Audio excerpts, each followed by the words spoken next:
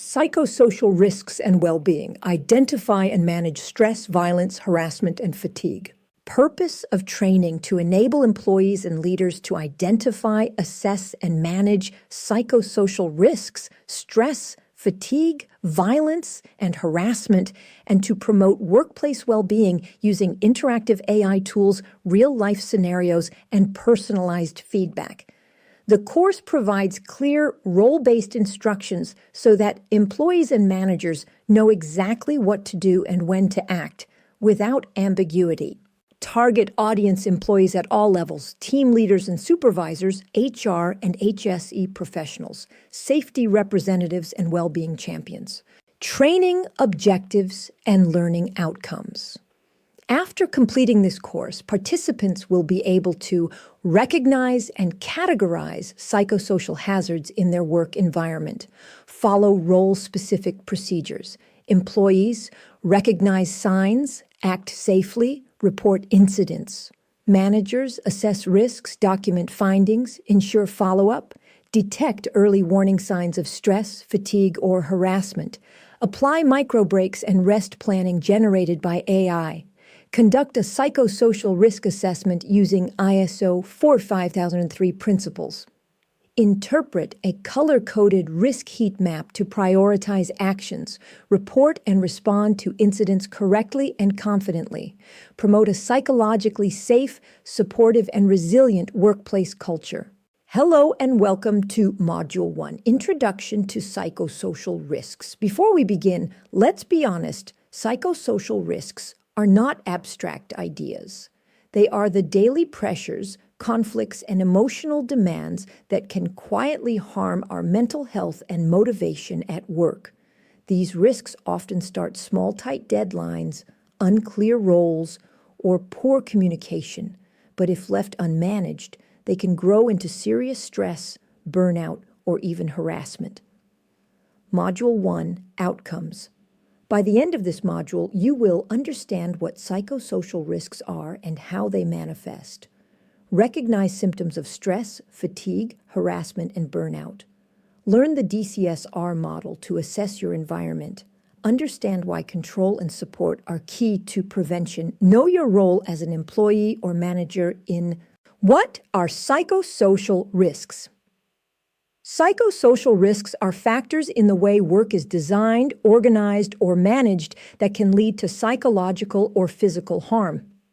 Common examples include unrealistic workloads or constant deadlines, lack of role clarity or conflicting priorities, poor communication from leadership, bullying, discrimination, or social exclusion, long shifts, fatigue or emotional strain, lack of recognition or control over one's work. A simple diagnostic framework, the DCSR model.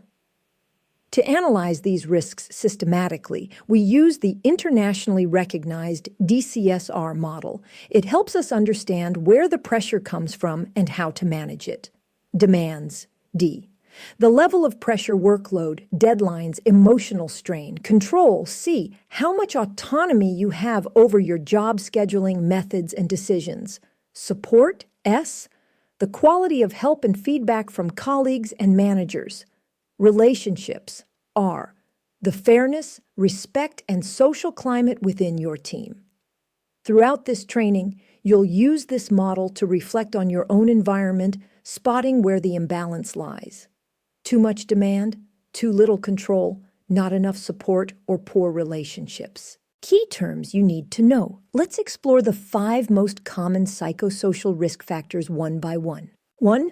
Stress. Stress is a natural reaction when job demands exceed your capacity. Short bursts can boost performance, but chronic stress harms your body and mind. Symptoms: irritability, headaches, insomnia, poor focus, emotional tension. The World Health Organization reports that over 60% of European workers experience stress-related symptoms weekly. Example: at Goldman Sachs, young investment analysts reported 100-hour work weeks. weeks leading to exhaustion and anxiety. After internal protests, the firm limited weekend work and introduced well-being programs. 2. Fatigue. Fatigue is persistent tiredness or lack of energy caused by long hours or insufficient rest. It leads to slower reaction times, errors, and emotional flatness. Example: a NASA study found that losing even 1 hour of sleep reduces cognitive performance by up to 30%. In aviation and healthcare, fatigue has been linked to critical mistakes, showing how vital rest really is. 3. Harassment and violence. Unwanted behavior, verbal, physical, or online, that creates fear or humiliation. It damages confidence, focus, and teamwork. Example: at Uber in 2017, a major internal investigation revealed multiple harassment cases ignored by management. The exposure forced leadership changes and introduced strict zero-tolerance policies. Symptoms: anxiety, withdrawal, avoidance, loss of self-esteem. 4. Burnout. Burnout is emotional, mental, and physical exhaustion caused by prolonged stress, recognized by the World Health Organization as an occupational phenomenon.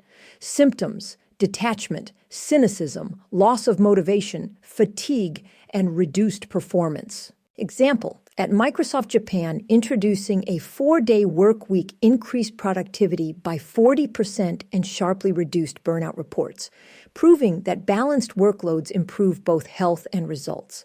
Remember, stress is not caused by high demands alone. It's caused by high demands combined with low control. Research consistently shows that when employees have autonomy over how they prioritize and organize their work, the risk of burnout drops dramatically.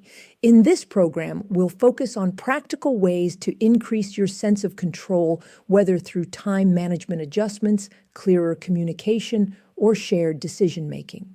5. Well-being. Well-being means being mentally, physically, and socially balanced, feeling respected and supported. It's not just feeling happy, it's having the conditions to thrive.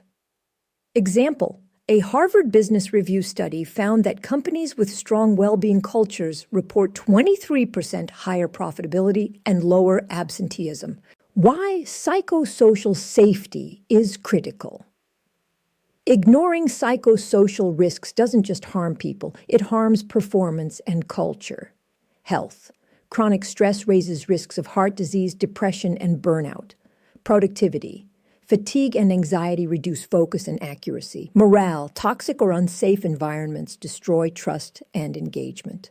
The European Agency for Safety and Health at Work estimates that poor psychosocial conditions cost European businesses over $600 billion annually through absenteeism, turnover, and lost productivity. Example: at Barclays Bank, introducing mandatory rest breaks and team well-being sessions reduced sick leave by 21% in a single year. Our 2-part action strategy: fix the system versus protect the person. When we move to action, remember that effective risk management is always a 2-pronged strategy. System interventions: fix the source. These actions focus on changing the work environment itself to prevent harm from recurring. This means adjusting workloads, clarifying roles, or implementing zero-tolerance policies. This relates directly to the demands and relationships in the DCSR model. Personal interventions: protect the person. These actions focus on improving individual capacity and support. This includes stress resilience training, giving employees more control over their time, or providing access to counseling, EAP. This supports the control and support pillars. The key: we must always work on both fronts, fixing the organizational system and protecting the individuals working within it. In simple terms, psychosocial risks are like invisible hazards. You can't always see them, but you feel them. Tension, sleeplessness, irritability, emotional fatigue. Once you recognize them early, you can act early, and that's exactly what this training will help you do. Psychosocial risks don't appear overnight. They grow when pressure, silence, and confusion meet. But with awareness, communication, and control, they can be managed, before they manage us. Module 2, Recognizing Work-Related Stress. Welcome back. In this module, we're going to talk about something that touches everyone's stress at work. Before we go into definitions, let's pause for a moment. Have you ever finished a workday and thought, I feel completely exhausted, but I don't even know why? That feeling is often the quiet start of work-related stress. Let's unpack what it really is, where it comes from, and what both employees and managers can do to handle it effectively. Module 2, Outcomes. By the end of this module, you will understand the main causes and signs of workplace stress. Recognize early warning patterns in yourself and colleagues. Apply practical actions, including the 20-20-20 rule, to manage fatigue. Know how managers and employees can each respond effectively. Receive a personalized stress indicator checklist to use at work. Section 1, What counts as work-related stress? In this section, we'll uncover what truly causes stress, not just the obvious pressure, but also the small, invisible triggers that build up over time. Work-related stress occurs when job demands don't match a person's capacity, resources, or needs. These demands can come from both work and personal life, and sometimes even from the physical environment. Common stressors include unclear or constantly changing tasks, poor communication or lack of feedback, hot, cold, or noisy workspaces, a shouting or emotionally distant manager, feeling unappreciated or ignored, conflict with coworkers, no time for recovery or breaks, family or financial problems carried into work. Even something as simple as unclear priorities or a messy workstation can drain mental energy. Fact: according to the European Agency for Safety and Health at Work, 1 in 4 workers reports being stressed most of the time at work, and stress contributes to half of all absenteeism cases. Section 2, Recognizing the Signs, What Stress Looks Like. Let's explore how stress actually shows up. Sometimes it's visible, but often it hides behind normal behavior until it's too late. Physical signs: fatigue, headaches, tension, sleep problems, stomach pain. Emotional signs: irritability, anxiety, mood swings, sadness, or emotional numbness. Behavioral signs: missed deadlines, withdrawal, defensiveness, or loss of focus. Cognitive signs: forgetfulness, poor concentration, indecisiveness. Example: at Deloitte, internal surveys found employees often didn't recognize their own stress until performance had dropped by 40%. In response, Deloitte introduced a Stress Check Pulse, a short weekly digital survey that helps detect early warning signs automatically. Section 3 scenario, Spot the Stress. Now let's test your observation skills. Imagine this. A technician who used to deliver tasks early now starts missing deadlines and avoids team meetings. He looks distracted and tired. What do you notice here? Is it emotional withdrawal, cognitive overload, physical fatigue? Correct behavioral signs. Section 4, How Employees Should Respond. Let's talk about what to do if you recognize these signs in yourself. Here's a simple 3-step method. Pause and acknowledge. Notice the symptoms. Stress is not failure, it's feedback. Talk, don't hide. Speak with your manager, HR, or well-being representative. Hiding it makes it worse. Take micro actions. Small, immediate adjustments can make a huge difference. Examples: adjust your workspace to reduce noise or glare. Schedule short breaks between intense tasks. Ask for clarification if priorities are unclear. Quick energy management, the 20-20-20 rule. If you feel fatigue, headaches, or eye strain, apply the 20-20-20 rule. Every 20 minutes, look away from your screen at something 20 feet, 6 meters away for at least 20 seconds. This simple reset lowers cognitive load, relaxes the eyes, and helps prevent tension from building up, especially during long digital work hours. Research insight Occupational health studies show that applying micro-rest principles like this improves focus and reduces reported fatigue by up to 25% in office environments. Section 5, how managers should respond. Managers are not therapists, but they are responsible for creating safe conditions that reduce stress.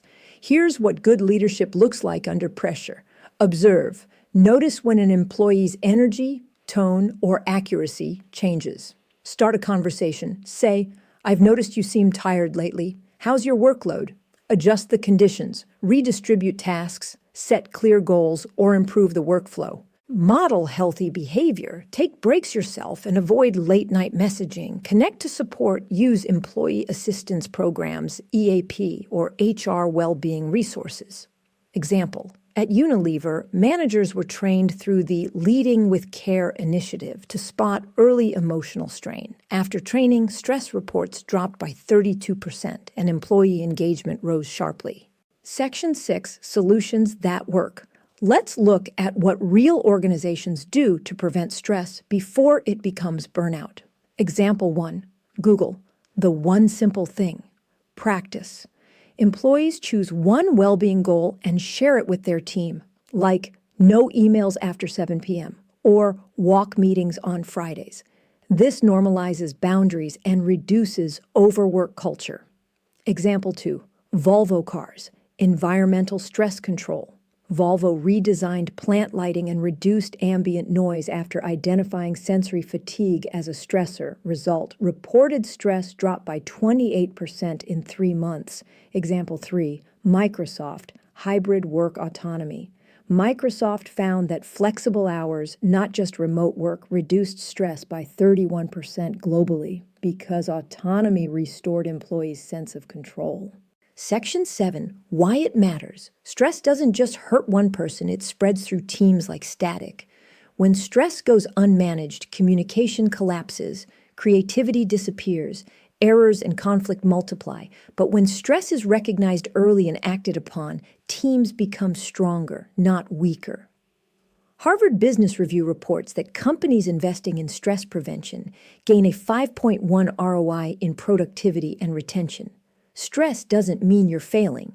It means your system needs balance. When demands exceed control, pause, breathe, and act. Even a 20-second reset can change your day and protect your well-being in the long run.